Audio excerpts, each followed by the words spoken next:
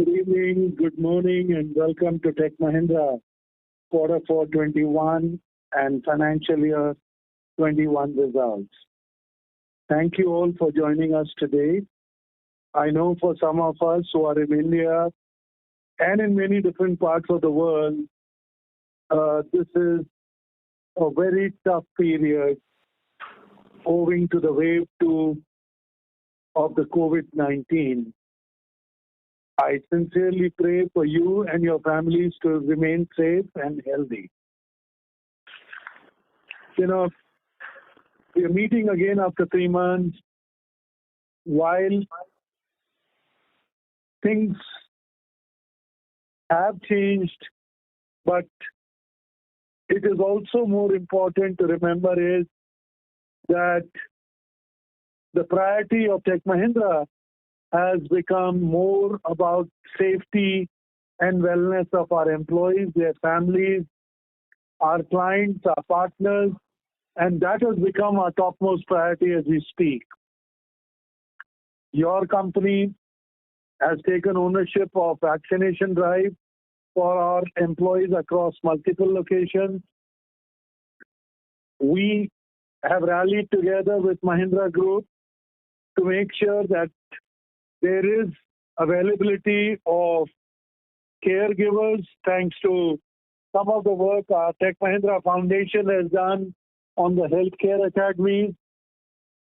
We are working not only with Mahindra Group but also with the state governments and the local governments regarding medicine availability, plasma donors, doctors, quarantine centers, and essential supplies like oxygen cylinder.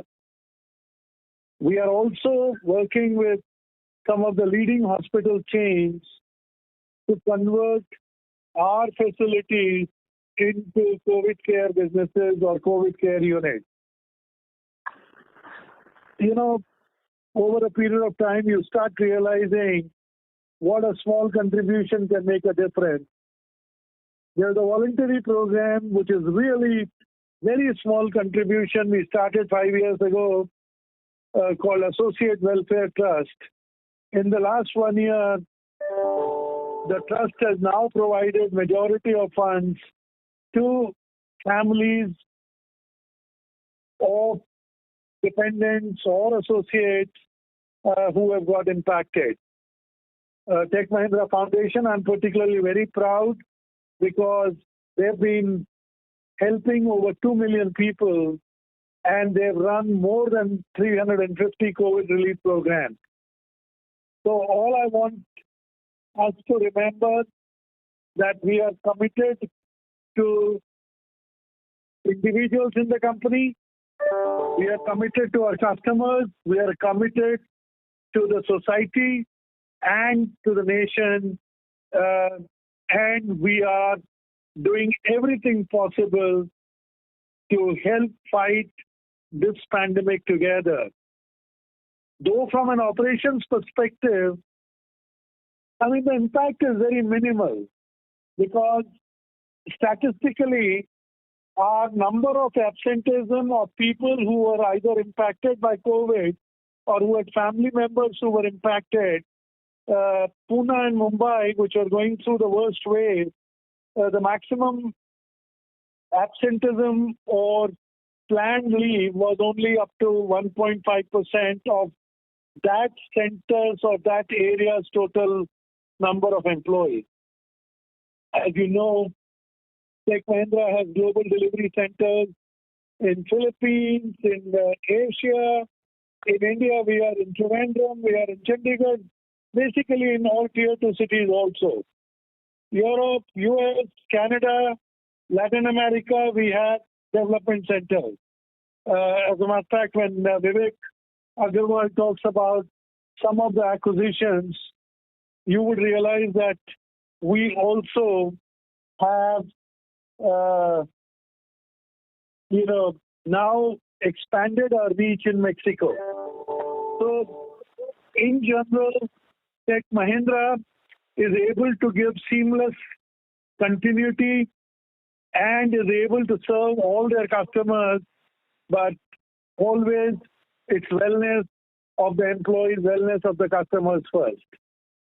Quarterly performance, I know we have already shared with you that the revenue of almost 1,330 million, quarter-on-quarter growth of 1.6% for quarter four, EBITDA at 266.1 million, quarter-on-quarter 3.5% growth, and overall satisfying quarter, satisfying year, because last year, if you remember, we had spoken to you and said we will have a 3-year plan. First year was what I had called a repair phase. Second year was what I had called rally. Third year is what I had called rise, which is acceleration. Your company has focused on balancing the growth between communication and enterprises. We have worked very hard, at least El Ravi, who is our Chief Operating Officer, and Sinmi Damida, who is our Chief Transformation Officer. Both of them are on the call, but they have done an incredible work at looking at our margins, looking at an EBITDA improvement program. I think our operations team has also worked very hard to focus on the free cash flows. So overall, focus on operating matrix, focus on balancing the growth. The company is now poised for a much better year as we go into FY 2022. What makes me feel a little more confident is really the uptick in the amount of deals that we have signed. We did about $1 billion plus compared to the previous 3 quarters where we were more like $450 million. So TCV of billion as we go into the FY 2022 to deliver. Potential deal signing in the next quarter also of the same magnitude only says that there is a pipeline, there is a deal momentum, there is a execution momentum, and hence we feel confident that our growth will be double digit. And clearly, the company is also focusing on improving our customer success rate. We are also looking at further levers for profitability. We are also overall happy that your company continues to be focused on being a company with a purpose. We had talked about our focus on CSR, ISR, the individual social responsibility. Your company will continues to be one of the most recognized companies as sustainable corporations around the world. We are particularly proud of the internal movement on sustainability and also getting recognition as global 100 most sustainable corporations.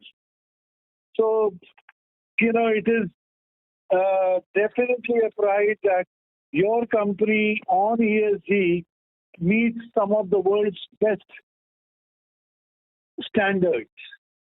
I know there is a lot to be done, all of us together, both on growth, operating metrics, improving some of our,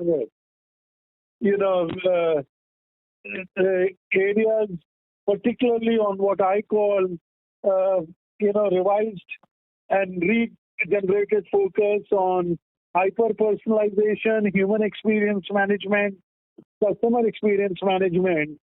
And that is one of the reasons you have seen some of our recent acquisitions, and I will let Vivek Agarwal carry the rationale and how it fits into our, focus to increase our reach and momentum in customer experience management, human experience management, cloud, and cybersecurity. So overall, I will summarize by saying we had a steady quarter. We remain optimistic of growth acceleration or rally as we get into FY 2022, I'm going to request Milind, our CFO, to take us through the financials. I'm sure he will share with you record dividend that the board authorized us to declare today. Milind, over to you, sir. Thank you, CP. Good evening to everyone. Let me now cover the financials for the quarter and for the year ended March 21. So as CP alluded to, we closed the fourth quarter with a revenue of $1,330 million versus 1,309 in the Q3, and a reported currency growth of 1.6% and a constant currency growth of 0.7%. What is satisfying is the growth was equally distributed across enterprise and communication. And in enterprise, our stress vertical, especially manufacturing, has started growing again, and this is the second quarter of consistent growth. As you know, the first half, it had really taken a hit because of the COVID. As CP alluded, the new deal wins that we had in this quarter are about 1.04 billion, 1,043 million to be precise. And again, they are also divided equally between enterprise and communication. And it's also spread, both across Europe as well as Americas. Okay. So now 1 billion, the deal wins are which were like 250 million in quarter one, 400 million in quarter two and three, have jumped to about 1,043 billion. Okay. The EBIT for the quarter is $219 million as against $209 million in quarter three. So the EBIT margin is 16.5%, which is an expansion of about 60 basis points. And the increase has come on the back of operational efficiency, delivery transformation, comprising of offshoring, increased utilization, and automation, and lower depreciation because of the conservative capital expenditure that we have had over last 1 year. Partially offset by SG&A, and increase in SG&A is also contributed by increase in the recruitment costs, as we have spruced up our recruitment engine in the last quarter. Okay. Now the 16.5% EBIT margin is the highest that we have reported in the last 6 years. Our net profit after tax was 147.7 million as against 177.7 million in quarter three. And that's primarily for two reasons. Our tax provision in this quarter is higher because of one-time charges, tax charge in two of our subsidiaries. Okay. Our effective tax rate normally is in the range of around 25%, but the tax rate for the quarter, because of this one-off, is at about 32.4%. Okay. But going forward, we expect the rate to be in the range of 25-26%. Okay. The other reason for that is also our lower other income, which we have seen in this quarter. And that's because of the lower forex gain, or actually a forex loss. But as I will come to in the next, these actually it's not a realized loss; it's an unrealized translation loss. So it's not a cause of worry for us. Okay. Our cash flow for the quarter is 187 million, which is about 127% of PAT. Okay, and this is aided by our continuous focus on bringing down the debtor days, and we have brought down the debtor days from 95 to 92 at the end of March. Moving on to the full year performance, our revenue stood at about 5.1 billion, which is a constant currency decline of 2.5%. But that is an impact of COVID impact in the first half that we have seen. In the second half, we are back on growth track, and that's quite satisfying. In rupee terms, our revenue is 378 billion rupees, which shows a growth of 2.60% over the previous year. During the year, enterprise business grew by 1.2% constant currency terms, while communication business declined by 7.6% in constant currency terms. And this was, as I said, was in the what we have actually experienced. The decline was in the first half. Second half, both the engines are on the growth track. In enterprise, we have seen a growth in BFSI, technology, as well as retail vertical. And manufacturing and communication, which declined in the first half, are also on back on growth track, as I had alluded earlier.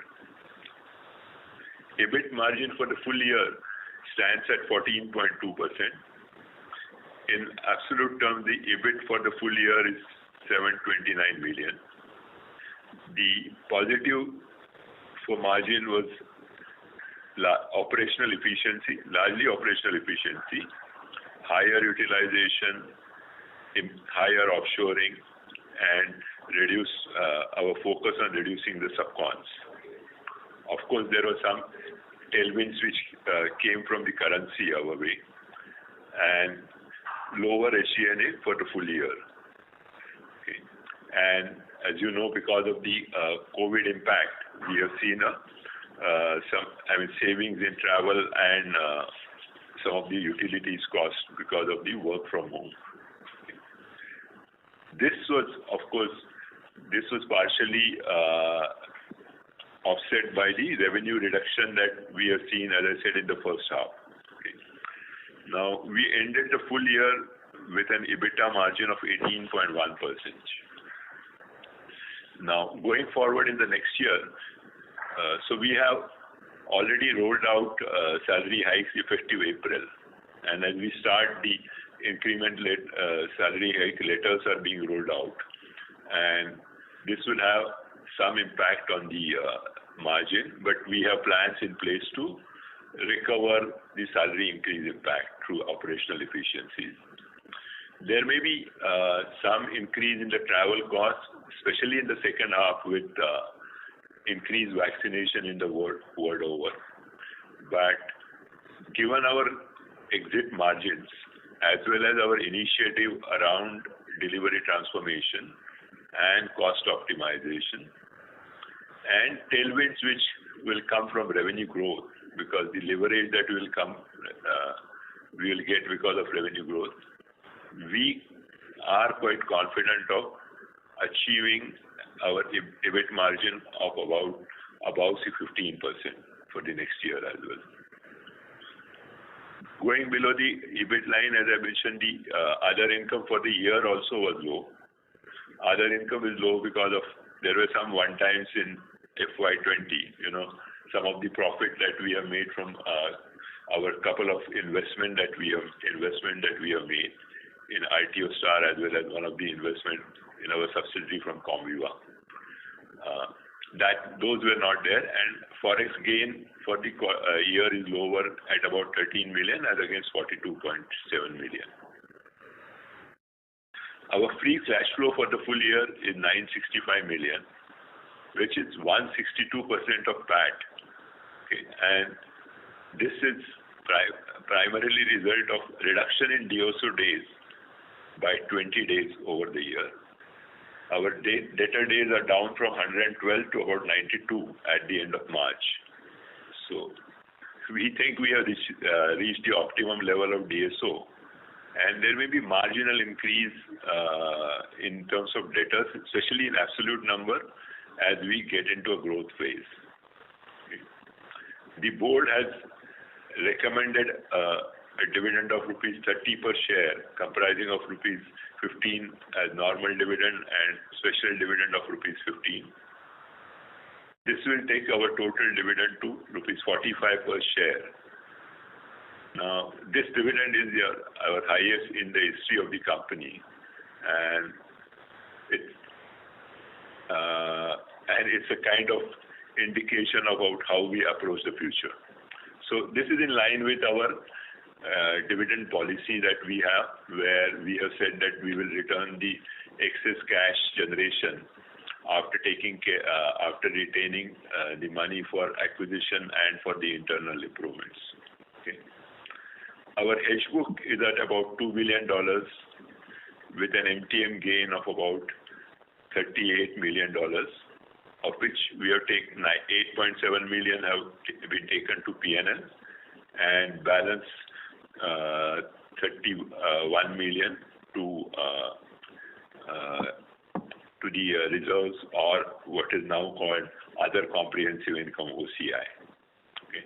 We continue to follow our hedge policy, which has served us well in the past. Okay. So to sum up, FY21 has been a challenging year. However, we have come back quite strongly during the course of the year, and we look forward to continue our journey of operational efficiency and delivery transformation and deliver good set of numbers. I think we can open the floor for the questions. Thank you very much. We will now begin the question and answer session. Anyone who wishes to ask a question may press star and 1 on their touchtone telephone. If you wish to remove yourself from the question queue, you may press star and 2. Participants are requested to use handsets while asking a question. Ladies and gentlemen, we will wait for a moment while the question queue assembles. The first question is from the line of Pankaj Kapoor from CLSA. Please go ahead. Yeah, hi. Thank you for the opportunity. CP, you had a fairly good deal win in the quarter. So I was just wondering, with this kind of a conversion, has your pipeline got depleted, or have you been able to replenish it? If you can give some color on the size and maybe distribution of the deal pipeline, that will be helpful.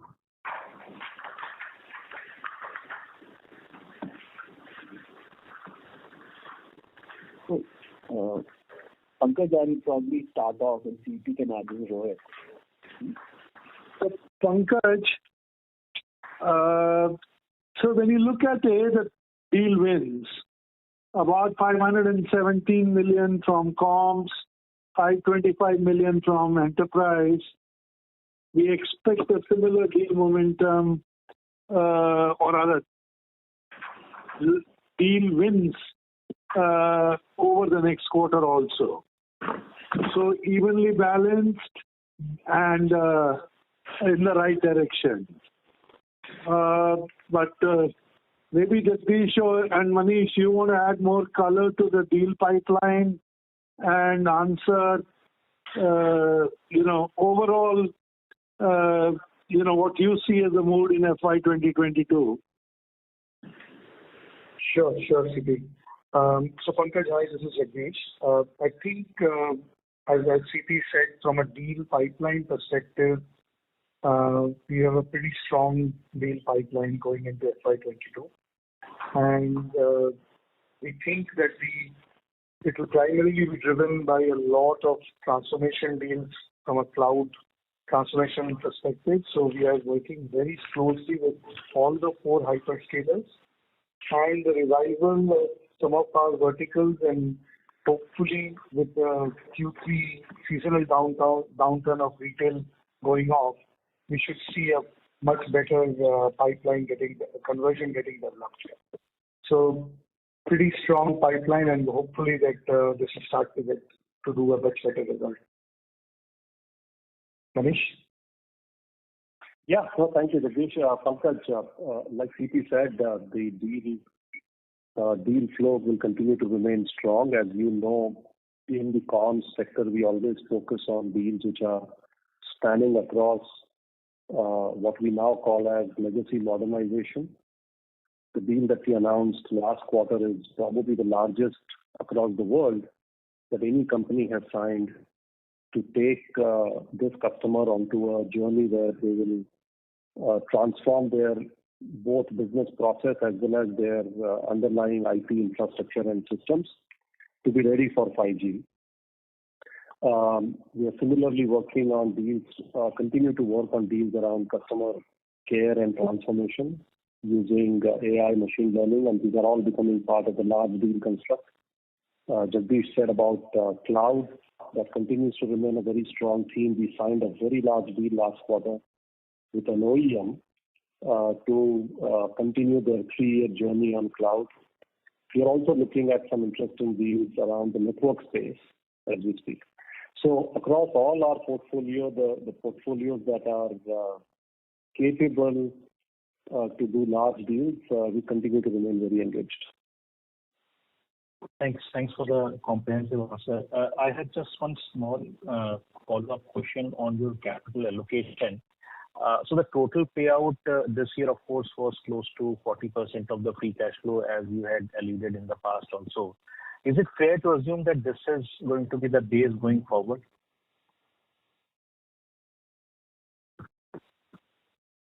I think it. Can you hear me? Yeah, Rohit, we can hear you. Okay, fine. Line. So, Pankaj, 60 or 61% of free cash flow that we returned this year, and again, cash flow will be good given the process. Mr. Anand? Yeah. So sorry to interrupt, but we are losing your audio in between, sir. Okay. Your line better, maybe you can answer. So,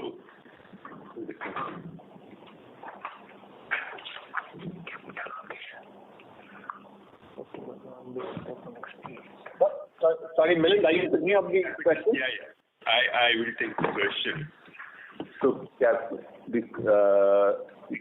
Pankaj, the question was in terms of capital allocation, right? Yeah. So let me just repeat that. What I was asking is that the payout this year is close to 70% of free cash flow, which is similar to what the range you had indicated in the past. My only question is that is it fair to assume that this is going to be the base going forward? So, I mean, Pankaj, our policy is that we would like to return the cash generated during the year to the shareholders after considering the needs for acquisition and for the internal usage. So, yes, I mean, unless we see a major acquisition during the course of the year, we hope to maintain that ratio. Understood. Thank you and wish you all the best for the next year. Thank you, Pankaj. Thank you. The next question is from the line of Sandeep Shah from Equirus Securities. Please go ahead. Yeah, thanks for the opportunity and congrats on a good deal flow.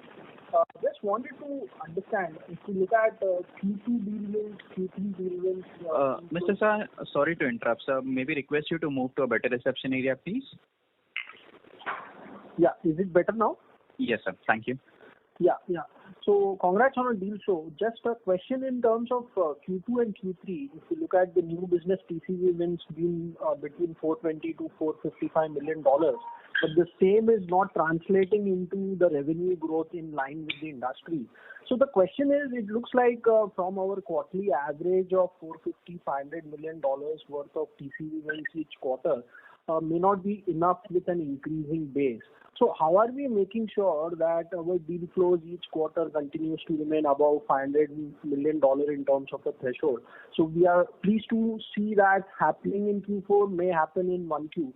But will it become a recurring feature going forward? Because then only it looks like your growth rates may be better or inch up to what the industry growth rates are. Yes, indeed. Thanks for the question. Can you hear me now? Operator? Yeah. Yes, sir, we can hear you. Okay. So Sandeep, from a deal flow and pipeline perspective, I think already Manish and Jagdish and CP added that we're looking at a strong pipeline, and even with this quarter's $1 billion of deal wins, the deal pipeline still replenished and looking strong than ever. So from that perspective, for the business, availability is there, and we're looking like a. So as we go forward, even for 1Q, as we have the visibility right now, and what we're seeing significant closures coming through for us across the regions and the verticals.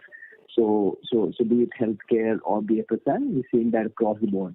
So as we go forward, we will continue to see better conversions, and we positioned the organization in a way that we see the benefit, as CP mentioned, that we focused last year a lot on the repair phase. So we put the structure and the process in place where we're now seeing the deal flow being better, the conversion being there, and also the quantum of value that you see coming through not just in this quarter, but we see that continuing as we move forward. Okay. And just on terms of margins, if you look at Q4 deal wins better, 1Q we expect a similar deal flow. So our margin threshold, which we indicated earlier of 15%, will change with some large deal ramp-up related cost, or it may be even better with the better exit rate of Q4, which is 16.5. And a related question, does the supply side issue worry you? Because in FY21, we are the only company which may not have announced the wage hikes, and the attrition across industry has been going up. Yeah. So let me first take the first one on margins. So Sandeep, you're right that we exit Q4 at a 16.5% EBIT rate, right? That when we look at next year, we have a couple of things that are playing as headwinds and then there are tailwinds for us. So from a headwind perspective, you're right. There'll be salary increases. There'll be some ramp-up cost for the large deals that we'll see. At the same time, we factored all that in a model. We're also looking at, as CP mentioned, and all the operational efficiency that we've been driving this year. We still have headroom as we move into next year for that, as well as some optimization at the portfolio company level that we're working on. So between all of those levers, the interplay is giving us confidence that we will be able to get to the commitment that we did within earlier in terms of guiding to 15%. Okay. And just the last question in terms of looking at utilization, which is at very high levels of 87%, and at the other end, the attrition also going up for the industry. It's like a catch-22 situation. How will we manage this going forward? Yeah, so I think utilization is currently at its peak, and with the deal flow coming in, we see big deals being announced. Our hiring is going to be picking up, so there will be some normalization in the course of the year. But still, there are other operational levers that we have on margin, so that we kind of optimize it. In terms of measures for attrition, we've taken multiple from our side, and I'll invite Harsh, who's our Chief People Officer, to articulate some of the things that he's been driving from an organization perspective that gives us confidence on how the year will pan out. Yeah, thanks, Rohit. No, great question, and I think most of our peers have also seen an uptick in attrition, but we've actually taken a few steps really to stem it. Of course, first thing was that we reinstated variable pay in Q4 itself, which was a very positive move. But as CP had and Milind had elucidated, we have already sort of announced salary hikes with effect from 1st April for all bands in the company, and the letters as we speak are getting rolled out. But what we also did is a few other things. One is a special additional variable payout. We had actually, as not given the variable pay in the first 3 quarters, so an additional special variable pay of 1 quarter as bonus to band P and E, because we did see an uptick of attrition there, as well as taken some cash and stock-based retention plans for key talent, and especially in niche skills. And that will really help, our attrition to come down. So we have actually gone ahead and also added, some skill-based allowance for niche skills and project-based bonuses for key performers. So we do believe, and we are very confident that with all these steps in place, we should be able to stem the attrition. Okay, thanks, and all the best. Thank you.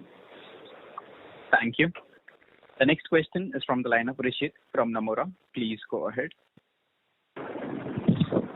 Just one question from my side. Hi, thanks for taking my question.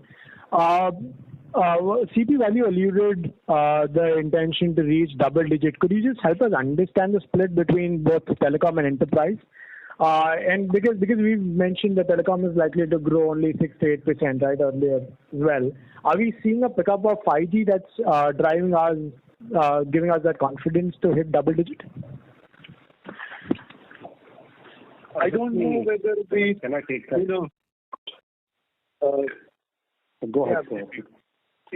Again, why don't you go ahead? Vivek, you wanted to take it? I think it's Manish. Manish, go ahead. Let Manish say. I was answering that question on 5G, that if you really look at this deal that we've announced this quarter, last quarter, this is what are we trying to do here, and this is an indication of what kind of discussions we are currently busy with across the industry. This is about modernizing their entire customer engagement platforms, particularly on their consumer side of the house, including the underlying, the cloud native architecture, so that it starts giving them the flexibility and the hyper scalability like what is needed for 5G. So we have always said that 5G is not just about a network modernization, it is also about the system and the back-end process modernization. So most of our dialogue across the board, across the world, is largely driven by the 5G narrative. Right? There is no, barring maybe one or two regions, everywhere the primary driver for the conversation is 5G and how they need to modernize their network and hence rest of the infrastructure. So to answer your question, that indeed is correct. You will see maybe as we prepare for this quarter deal announcements, the next one that we are doing will at the outset look like more like an operation deal. But the underlying theme is about getting ready for serving the customers in the new modern 5G type of a world. Again, a very large interesting operator that we are working with. So I think that trend will continue to be there for the next year or two. At the same time, we've also continued to start adding deals or increase our both funnel, deal closure and revenue from the network side of the business as far as 5G is concerned. It is still a smaller deal, but however these engagements do start small.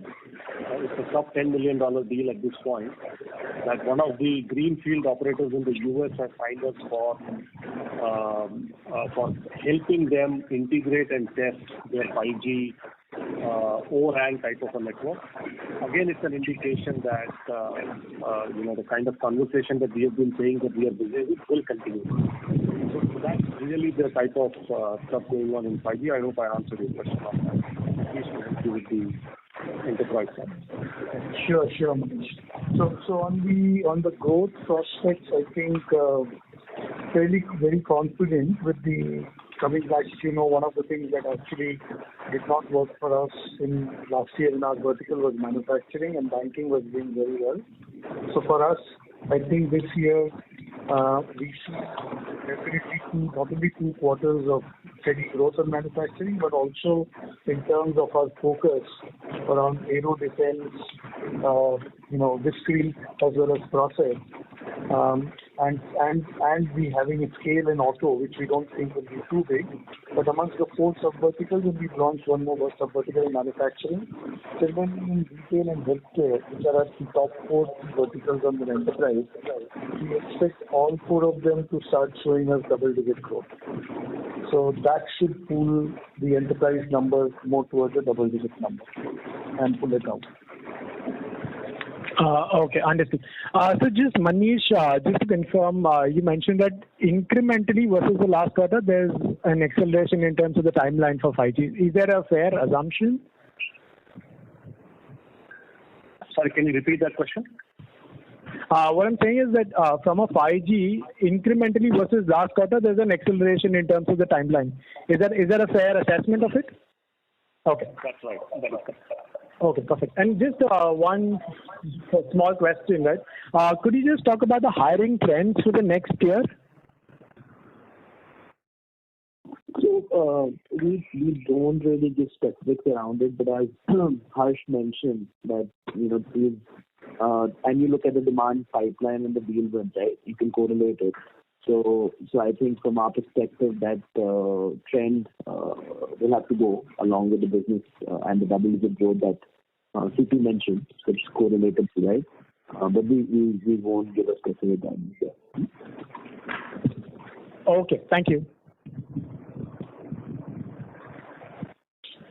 Thank you.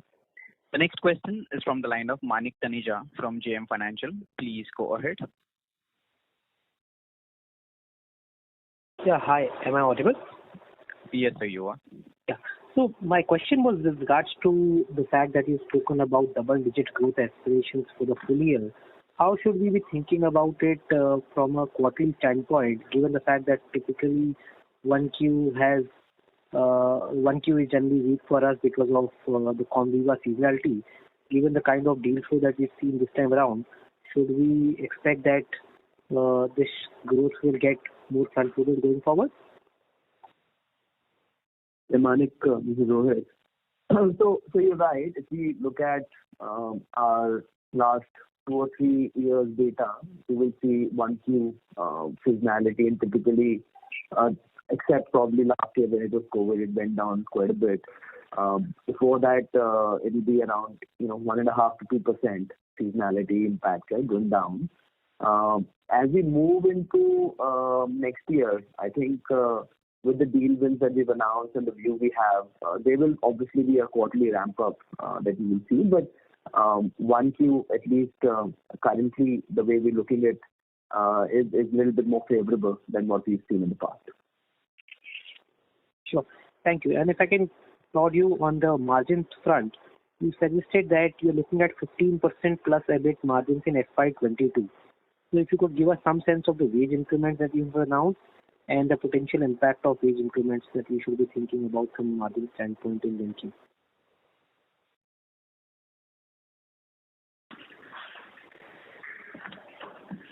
So Rohit, you're taking that question? Can you hear me? Hello? Okay. So this, of course, is considering the wage increase that we have announced. We factor that in. So we're quite confident that with our operational improvements that we have planned, we will be able to absorb that and report a margin upwards of 15%, EBIT margin of upwards of 15%. Okay. Sure. Thank you. Thank you. The next question is from the line of Divya Nagarajan from UBS Securities. Please go ahead. Thanks for taking my question. I think to an earlier question, you talked about the first quarter seasonality, avoiding some of the negative trends that we've seen in the past. How do I reconcile it with your headcount that you ended the quarter with in the last quarter? So should we expect that the headcount will ramp up as the quarter goes in? And the other related question to that is that in addition to wage hikes, do you also therefore, as you ramp up your headcount, do you expect to see your supply costs increasing, and how have you factored that into numbers? Yeah. Go ahead, Rohit. Yeah. Can you hear me? Sorry, my line is patchy. That's why I'm asking again. Can you hear me? I can hear you. Yeah, we can. Okay. So, if you think about headcount, the quarter ending position we're comparing with, but as we look at the trend, we see a monthly trend to get better in terms of numbers, and similar trend will continue as we move forward. So I think that gets correlated as we move forward in 1Q in terms of the offset of the seasonality that I mentioned. In terms of sorry, what was the second question? So I was talking about given that you had a negative headcount in the addition at the end of 4Q, would you then have to ramp up headcount addition as the quarter picks up, and what kind of an impact it would have on your hiring costs as the quarter and the year progresses?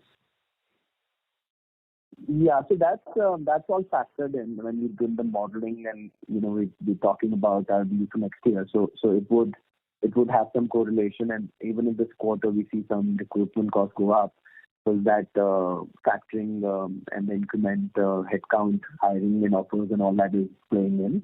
So they will be, and we've all factored in the model when we're talking about the comfortable view that we have on 50.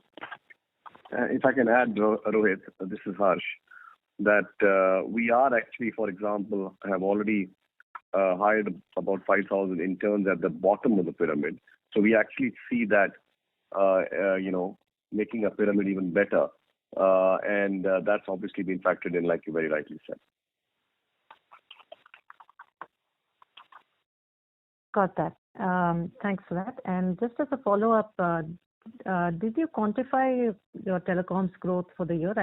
I believe you did talk about a double-digit growth on the enterprise side, but what are you more specifically targeting on the telecom side, please? So right now, the view is double-digit on enterprise and different telecom that blends, as CP mentioned to him, double-digit overall. That's the current view we have, and it's 5G accelerates to what Manish mentioned. If that picks up to the year, then we'll kind of see how that plays out. Got it. Thank you, and I'll go back in the queue. Have a good rest of the year.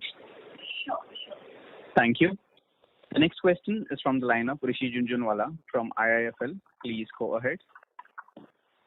Yeah, thanks for the opportunity. Just one question on FX losses this quarter. Now, if I really look at the FX movement, QOQ end of period rates are flat, so it can't be translational. And on a year-on-year basis also, rupee has been appreciating.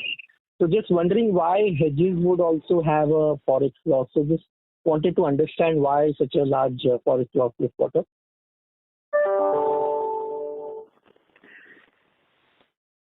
Yeah. So basically what we have is we have certain currencies that have moved versus the US dollar in a appreciation and some other currencies as well as we look at our subsidiaries. So that's caused the impact for the current quarter, and it had the opposite impact of the last quarter. So it's translation for those currencies vis-a-vis their movement. Milind, do you want to add anything there? Yeah. So, Rishi, this is Milind, and as I clarified, this is actually last year or last quarter also we have had a foreign currency translation gain. Okay. And it's in terms of the subsidiaries that we have. We have about 160 odd subsidiaries, most of them overseas.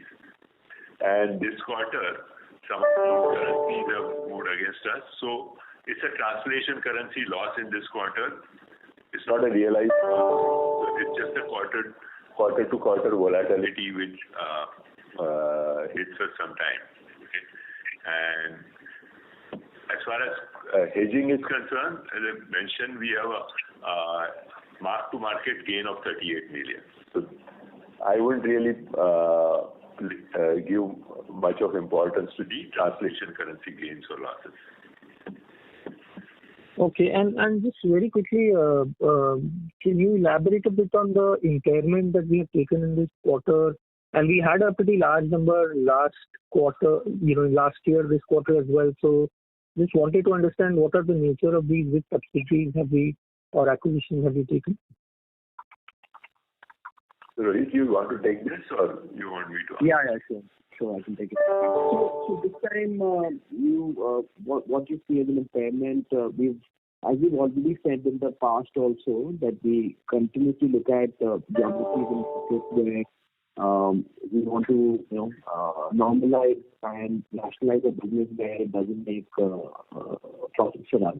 And that we'll continue to look at one of the geos, and specifically that impairment where we've rationalized, restructured, and taken some costs for it. And the future view in terms of what these means pursue has been normalized to make profitable growth as we go forward. So because of that restructuring, we've taken impairment on that specific country where we had a whole acquisition because of the change in business projections and the rationalization that we did. Sorry, I didn't get you. Which acquisition did you name?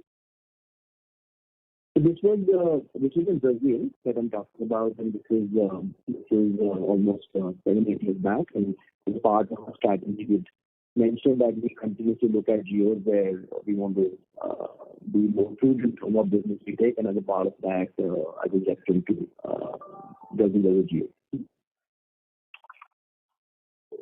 Okay, thank you. Thank you. The next question is from the line of Ashwin Mehta from Ambit Capital. Please go ahead. Yeah, hi. Thanks for the opportunity. I had one question on the performance in this quarter. So if I adjust for the acquisition contributions, we possibly did not show any organic growth this quarter. So what were the negative surprises and which segments did we see them in this particular quarter?